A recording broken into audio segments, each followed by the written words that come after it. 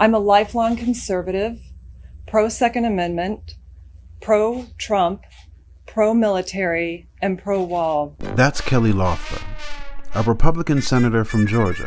She's been so supportive, and she's been downright nasty and mean. And Kelly Loeffler, I appreciate very much. Thank you. What is happening on the streets of Atlanta this morning? Well, Ed, this is totally unacceptable. We cannot allow mob rule. And this is exactly what will happen if we defund the police. There's no place in the league. There's no place in the WNBA. Abraham Lincoln reminded us that at all times, all American citizens are brothers of a common country. I think a number of players in our league have expressed that there's no place in the league for her.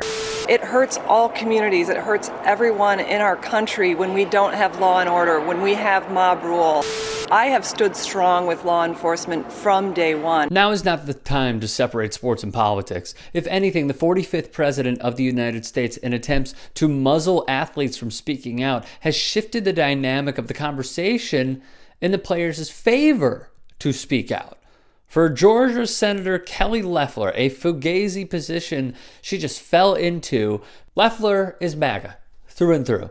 When Donald Trump calls Black Lives Matter a symbol of hate, Loeffler, co-owner of the Atlanta Dream, took notes. The WNBA announced this week the league's players will wear warm-up shirts with the words Black Lives Matter displayed on the front and say her name on the back, alongside Breonna Taylor's name. In a letter, Loeffler urged the WNBA's Kathy Engelbert to scrap the Black Lives Matter signage and instead put an American flag on all uniforms and apparel. Not so much a fighter of free speech is Loeffler, running directly counter to her senatorial website. Her reasoning: the truth is we need less, not more politics in sports. In a time when polarizing politics is as divisive as ever, sports has the power to be a unifying antidote. And now more than ever, we should be united in our goal to remove politics from sports. Wait, she wants the separation of politics and sports? From the family farm to the New York Stock Exchange, from the Atlanta Dream. Then why does her own political ad feature the Atlanta Dream? I'm Kelly Loeffler. I approve this message. Loeffler foolishly continued, to subscribe to a particular political agenda undermines the potential of the sport and sends a message of exclusion. I think I've heard this before. Shut up and dribble. In a statement, the WNBA said in part, Senator Kelly Loeffler has not served as a governor of the Atlanta Dream since October 2019 and is no longer involved in the day-to-day business of the team. The WNBA Players Union tweeted, enough, demanding Loeffler release ownership of her club. The great Skylar Diggins tweeted, Loeffler's gotta go, period. Previously, Kelly Loeffler backed an anti-gay bill.